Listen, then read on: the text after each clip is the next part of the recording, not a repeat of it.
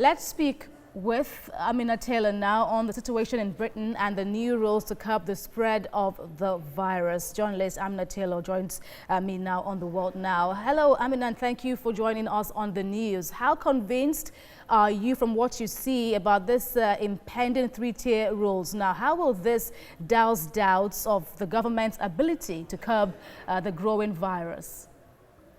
Well, I think you're asking the $64,000 question there, because whilst we haven't heard the full details on this, because as you mentioned, Prime Minister Boris Johnson has not yet addressed the Commons, and that the press conference won't take place until a little bit later this evening in front of Downing Street.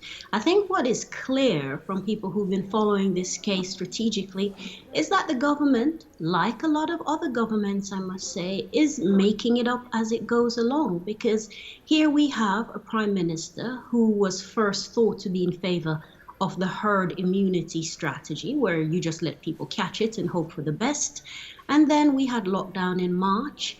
And then we have a case where back in June, we were being told, let's get Britain open again.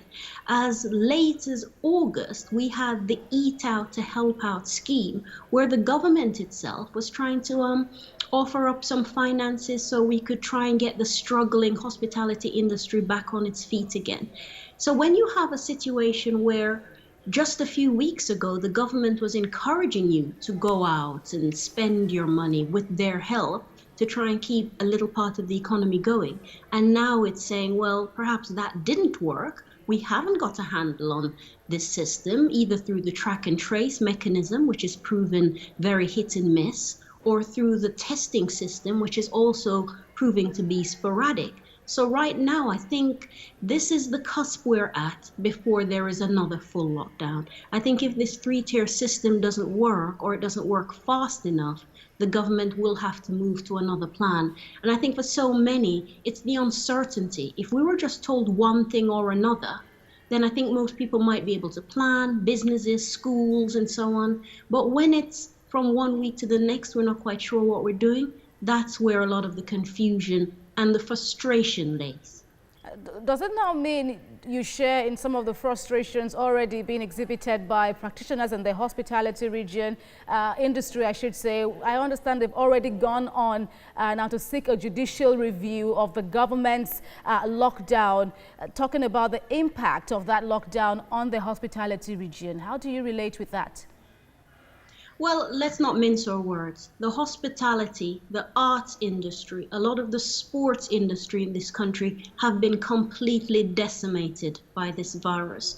And whilst I'm not saying that Britain is a unique case, because if your businesses are based on a model where you're trying to get in as many people as possible and turn that over quite quickly, the fact that any restrictions will be a hit to your bottom line. I think what has been confusing here is the change of tone and a change of tact from the government. We had Rishi Sunak, who's the money minister, Chancellor of the Exchequer, and when he announced the furlough system, that was a way of helping firms pay for staff so they didn't have to fire people ostensibly. Well, that's coming to an end. It's being replaced by another system, but not one that pays out as much. So you have employers now who have not been able to get a full take-in from their registers since the beginning of the year.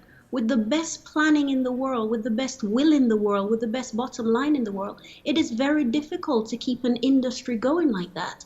And if you think about how many people are now operating in service industries, when they don't know from one day to the next if that business will be able to stay afloat with the new regulations. So the government is trying to keep Britain open. They're trying to keep Business UK open, but at the same time, they're trying to balance what the impact of a health system that would be completely decimated by a big increase. We cannot afford to absorb what happened back in March when there were some 3,000 people being admitted to hospital with COVID-19 related symptoms every day. We're not there yet. We're around the 500 stage, but this is still worrying. And I think right now, Boris Johnson is trying to look as if he's doing something and trying to play business against the health of the economy, but also the health of the country. I don't envy him, but I think had the government stuck to one strategy from the beginning, perhaps we would have been in a slightly different situation right now. Amina Taylor, thank you very much for your contributions on TVC News.